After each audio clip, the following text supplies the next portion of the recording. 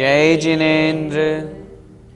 वन्दितु सर्वसिद्धे ध्रुवे ममल मनोवमं गदिं पते वोच्छामि समय पाहुड मिणिमो सुध केवली भणिदम। पंच परमेष्ठी भगवान की जय हो। समयसार जी ग्रंथादिराज का निर्जराधिकार चल रहा है। पिछली कक्षा में हमने शंख के उदाहरण के माध्यम से ज्ञानी जीव का स्वभाव किस प्रकार विभाव रूप में अज्ञान में हो जाता है जब वह ज्ञानी जीव अपने आत्म स्वभाव को छोड़ देता है। शंख का उदाहरण आचार्य भगवान ने दिया था। जिस प्रकार शंख स्वयं अपने शुक्ल पने को छोड़ देता है तो वह कृष्ण पने को प्राप्त हो जाता है। आज की इस कक्षा में आचार्य भगवान अगली जो दो गाथाएं यहाँ हमें बता रहे हैं उसमें हम समझेंगे कि जहाँ पर राग होता है वहीं पर कर्मों का बंध होता है। जहाँ राग नहीं, जहाँ लगाव नहीं, वहाँ कर्मों का बंध भी नहीं है। इसलिए एक उदाहरण के माध्यम से, दृष्टांत के माध्यम से, राजा के उदाहरण से आचार्य महाराज यहाँ पर बतलाएंगे कि किस प्रकार जब कोई व्यक्ति राजा की सेवा करता है तो राजा खुश होकर के उसे सामग्री सुखोपभोग के साधन प्रदान करता है। उसी प्रकार जब जीव चाहता है कि मैं संसार में इस प्रकार के सुखों को प्राप्त करूं तो वो वहीं पर उलझा रहता है और कर्म उसे वैसी ही सामग्री प्रदान करा देते हैं। कहने का तात्पर्य राग ही संसार का मूल कारण है। यदि वह दूर होगा तो हम वैराग्य भाव को प्राप्त होकर के अपने ज्ञान शक्ति को जागृत करेंगे। यही बात आचार्य महाराज यहाँ कह रहे हैं। देखें गाथा क्रमांक 239। पूरी सो जह कोवि है, पूरी सो जय कोवि है, वित्ति निमित्तम तु सेवदे रायम, वित्ति निमित्तम तु सेवदे रायम, तो सो विदेदिराया, सो विदेदिराया, विविहे भोगे सुहोपादे। विविहे भोगे सुहोपादे। बोलिए पूरी सो जह कोवि है, वित्ति निमित्तम तु सेवदे रायम, तो सो विदेदिराया, विविहे भोगे सुहुपादे। पूरी सो जह कोवि है, वित्ति निमित्तम तु सेवदे रायम, तो सो विदेदिराया, विविहे भोगे सुहुपादे। गाथा का अर्थ देखते हैं। पुरिसो जह कोवि है। पुरिसो अर्थात पुरुष, कोई मनुष्य। जह मतलब जैसे, कोवि मतलब कोई भी। उदाहरण के माध्यम से कह रहे हैं जैसे कोई पुरुष, यह मतलब यहाँ इस संसार में। वित्ति निमित्तम, वित्ती अर्थात वित्त, धन, रुपया, पैसा, उसके निमित्त, उसके कारण, तो मतलब तो सेवदे, सेवा करता है। किसकी? रायम अर्थात राजा की। जैसे, जह मतलब जैसे, कोवि पुरुषो, कोई पुरुष, यह मतलब यहाँ इस संसार में ऐसा देखा जाता है कि कोई पुरुष वित्त निमित्तम अर्थात धन संपत्ति की प्राप्ति के लिए उसके निमित्त वह राजा की सेवा करता है। तो सोवी, तो मतलब वह, सोवी अर्थात वह भी, तो मतलब तो, सोवी मतलब वह राजा भी उसे देदी, देता है। राया मतलब राजा। जब कोई व्यक्ति, कोई पुरुष उस राजा की सेवा करता है तो वह राजा भी उसे देता है। क्या देता है? विविहे भोगे सुहुपादे। विविहे मतलब विविध, अनेक प्रकार के, भोगे अर्थात भोगों को, सुहुपादे कैसे भोगों को? सुहुपादे अर्थात जो सुखोत्पादक है, सुख को उत्पन्न करने वाले हैं, सुख को देने वाले हैं। उसी तरह वह राजा भी उस पुरुष को, जो उसकी सेवा करता है, उस पुरुष को सुख को देने वाले उन अनेक प्रकार के भोगों को देता है, भोग सामग्री प्रदान करता है। क्या मतलब?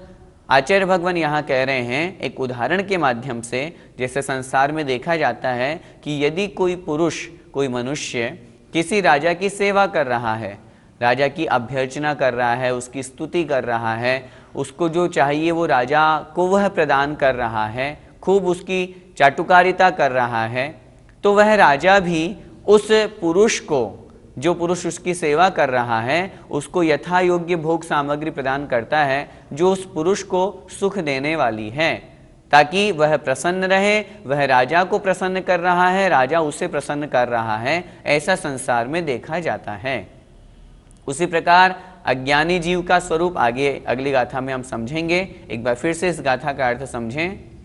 जह मतलब जैसे, कोवि पुरुषो इह, कोई पुरुष यहाँ, वित्तीय निमित्तम धन संपत्ति के निमित्त, धन संपत्ति की प्राप्ति के लिए, रायम सेवदे, राजा की सेवा करता है, राजा को पूजता है, राजा को अर्घ्य चढ़ाता है, राजा को प्रसन्न करने के लिए अनेक प्रकार के कार्य करता है। तो अर्थात तो सो भी राजा, वह राजा भी उस पुरुष को सुहुपादे, सुखोत्पादक, सुख को उत्पन्न करने वाले, जिससे वह पुरुष प्रसन्न हो, वह मनुष्य खुश हो, ऐसे विविहे भोगे दे दी, अनेक प्रकार के भोगों को देता है। अनेक प्रकार के भोगों को देने का तात्पर्य है अनेक प्रकार की भोग्य सामग्री प्रदान करता है जिससे वह खुश हो। धन संपत्ति देता है, रुपया पैसा देता है, जो भी उसे उन वस्तुओं की आवश्यकता होती है वो उसे प्रदान करता है। ऐसा लोक व्यवहार में देखा जाता है। गाथा का भावार्थ देखें।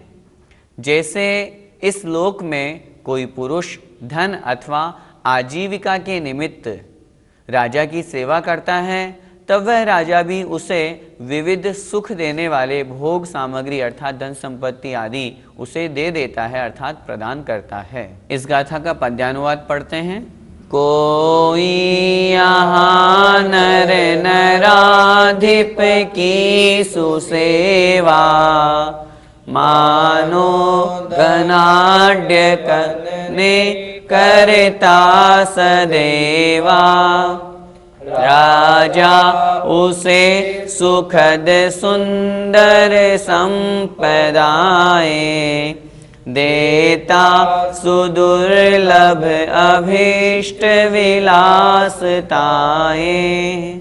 संसार में जिस प्रकार राजा की सेवा करने वाले पुरुष को वह राजा इस प्रकार की संपदाएं देता है, उसी प्रकार अब यहाँ पर आचार्य भगवान सिद्धांत को समझा रहे हैं। जीव रूपी जब पुरुष कर्म रूपी राजा की सेवा करता है, तद्रूप कर्म करता है, तो उसे भी वैसा ही फल प्राप्त होता है। देखें अगली गाथा। एमेव जीव पुरिसो, एमेव जीव पुरुषो, कम्रयं सेवदे सुहनिमित्तम्, कम्रयं सेवदे सुनिमित्तम्, तो सो विकम्रायो, दोषो विकम्रायो, देदिसुः पादगे भोगे। देदिषु पादगे भोगे। बोलिए। एमेव जीव पुरिसो, कम्रयं सेवदे सुहनिमित्तम्, तो सो विकम्रायो, देदिसुः पादगे भोगे। एमेव जीव पुरिसो, कम्रयं सेवदे सुहनिमित्तम्, तो सो विकम्रायो, देदिसुः पादगे भोगे। आइए गाथा का अर्थ समझते हैं। एमेव इसी प्रकार, किस प्रकार? जैसा कि पूर्व गाथा में हमने पढ़ा, वह पुरुष राजा की सेवा करता है तो राजा उसे सुख सामग्री प्रदान करता है। एमेव उसी प्रकार जीव पुरुषो अर्थात जीव रूपी पुरुष, जीव रूपी मनुष्य, कम्रयम कर्म रूपी राजा की सेवदे सेवा करता है। किस कारण से? सुह निमित्तम सुख के निमित्त, मुझे सुख प्राप्त हो जाए, मुझे चक्रवर्ती का पद मिल जाए, मुझे स्वर्ग की संपदा प्राप्त हो जाए, मैं करोड़पति अरबपति बन जाऊं। इस कारण से यदि कोई मनुष्य किसी कर्म की सेवा करता है, कर्म की सेवा करने से तात्पर्य ऐसा कर्म करता है जिस कारण से उसे इस तरह की भोग सामग्री प्राप्त होती है, तो सोवी कम्मरायो, तो मतलब तो सोवी वह भी, कौन वह? कम्मरायो अर्थात कर्म रूपी राजा भी, तो वह कर्म रूपी राजा भी उसे देता है। क्या देता है? सुखोत्पादगे भोगे, सुखोत्पादक भोग सामग्री। जो सुख को देने वाले हैं ऐसी भोग सामग्री वह कर्म उस पुरुष को, उस मनुष्य को, उस जीव को प्रदान कर देता है। कहने का तात्पर्य यहाँ पर यह है, जिस प्रकार उस पुरुष ने राजा की सेवा की, राजा ने प्रसन्न होकर के उसे सुख प्रदान करने वाले भोग सामग्री प्रदान की, उसी प्रकार संसार में रह करके यदि कोई रागी होकर के, राग द्वेष से युक्त होकर के यदि इस तरह का कर्म बंद करता है, मन में भावना भाता है, निदान करता है कि मुझे तो स्वर्ग की संपदा मिल जाए, मैं तो चक्रवर्ती का सुख प्राप्त कर लूं, मैं तो खूब भोग भोगूं, इस तरह की यदि वह सांसारिक सुख सामग्री प्राप्त करने की वांछा करता है और तद्रूप यदि उसका पुण्य होता है तो वह कर्म भी, चाहे वो पुण्य कर्म हो चाहे साता कर्म हो, वो कर्म रूपी राजा उस पुरुष को, उस पुरुष रूपी जीव को वह सब सामग्री प्रदान कर देता है। कारण क्योंकि वहाँ उस जीव ने उस प्रकार का बंध किया है, उस तरह की इच्छा करी है कि वह सांसारिक सुख सामग्री चाहता है और तद्रूप उसने वो कार्य भी किया है। फिर से गाथा का अर्थ देखें, एमेव उसी प्रकार जीव पुरुषो, जीव रूपी पुरुष कम्मरयम कर्म रूपी राजा की सेवदे सेवा करता है। किसके लिए सेवा करता है? कर्म रूपी राजा की। सुह निमित्तम सुख के निमित्त। यहाँ कर्म की सेवा करने से तात्पर्य ऐसा नहीं है कि वो कर्म को पूजता है, वह उस तरह के कर्म करता है, उस तरह का शुभ राग करता है, उस तरह का शुभोपयोग करता है जिस कारण से उसके वैसा कर्म बंधता है जो उसे सुख सामग्री प्रदान करता है। इसलिए कह रहे हैं तो वह कर्म रूपी राजा भी, तो सो भी कर्मरायो अर्थात वह कर्म रूपी राजा भी उस पुरुष को, उस जीव को सुखोत्पादक, सुख को देने वाले भोग सामग्री प्रदान कर देता है। उसको उस पुण्य के अनुसार वो सामग्री, संसार के सुख प्रदान करने वाली सामग्री उसे मिल जाती है। गाथा का भावार्थ देखें, इसी प्रकार जीव पुरुष सुख के लिए कर्म रूपी राजा की सेवा करता है तो वह कर्म रूपी राजा भी उसे सुख देने वाले नाना प्रकार के भोग देता है। भैया जी, निदान बंध क्या होता है? निदान बंध का अर्थ होता है इस भव में और आगामी भवों में मुझे सुख सामग्री प्राप्त हो, स्वर्ग की संपदा मिले, चक्रवर्ती बन जाऊं, मैं संसार का राजा बन जाऊं, इस भव में मैं अरबपति खरबपति बन जाऊं, इस भाव में सब मुझे, मैं इस तरह का राजा बन जाऊं कि सब मुझे सैल्यूट करे। इस तरह जो भोगों की वांछा है उसका नाम है निदान। यहाँ पर प्रश्न चल रहा है, क्या कोई जीव इस तरह की वांछा करे तो क्या उसको ये सब सामग्री मिल जाती है? उत्तर मिलेगा, यदि उसके तदयोग्य पुण्य होगा तब तो उसे वह सामग्री प्राप्त हो जाएगी। हम सोचें बैठे बैठे कि हम सोधर्मेंद्र बन जाएं तो ऐसे ही सोधर्मेंद्र नहीं बन जाएंगे। सोधर्मेंद्र बनने के लिए उस योग्य हमारा पुण्य अपने पास में होना चाहिए। यदि उतना पुण्य होगा, और मैं तो कह रहा हूँ यदि उससे ज़्यादा पुण्य होगा तब तो यदि हम सोधर्म पद चाहेंगे तो मिलेगा।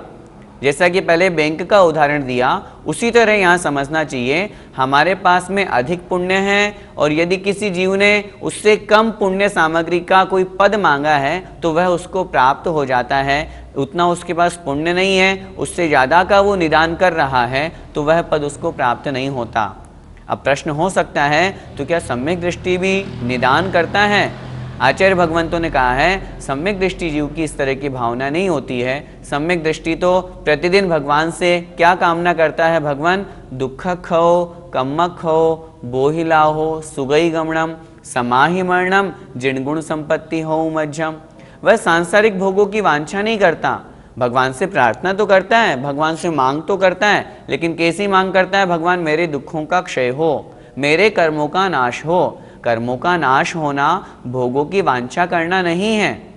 वो सुगति में गमन भी चाहता है, हे भगवान मुझे जब तक मोक्ष पद प्राप्त ना हो तब तक भव भव में आपके चरण मुझे मिलते रहें, जिन धर्म मुझे मिलता रहे, इसलिए सुगति में जाकर के मैं अच्छा आपकी पूजा भक्ति स्तुति कर सकूं, मनुष्य पर्याय को प्राप्त होकर के संयम का पालन कर सकूं। इस कारण से वह सुगति की कामना कर रहा है, समाधि मरण की कामना कर रहा है और अंत में भावना भा रहा है, हे भगवान मेरा जिस प्रकार आपको संपत्ति प्राप्त हुई है अनंत चतुष्टय वो संपत्ति भी मुझे प्राप्त हो। इस प्रकार की भावना सम्यक दृष्टि जीव की रहती है। भैया जी, फिर सम्यक दृष्टि जीव कर्म क्यों करता है? सम्यक दृष्टि जीव कर्म नहीं करता, सम्यक दृष्टि को तो करना पड़ता है। शास्त्रों में आज्ञा है मुनि महाराज को गांव में 1 दिन, नगर में 5 दिन से ज़्यादा नहीं रहना चाहिए।